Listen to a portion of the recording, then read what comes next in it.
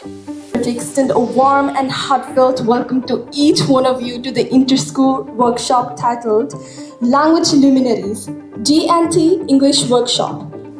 She did a good job in welcoming you, giving the brief of what exactly language luminaries means. So today, the Inclusion and Wellbeing Department of Habitat Jurf has organized one program called Luminaries of Language, and including the Department of English, where different workshops have been scheduled, and my job was to organize a workshop on TED Talk. So we have already displayed the 1 hour workshop, 1 hour training to our students.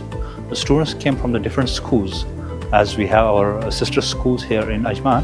So they have been given 1 hour session, 1 hour complete training. Now it's their duty, their responsibility to put it in the practical world. Thank you. The G&T English Workshop at Habitat School Jurf. It's a part of our ongoing commitments to enrich the learning experience of our high potential students. Through the Language Luminaries program, we aim to inspire them to imagine, innovate, and share their ideas meaningfully. To express our heartfelt gratitude to all those who made today's workshop such a wonderful success.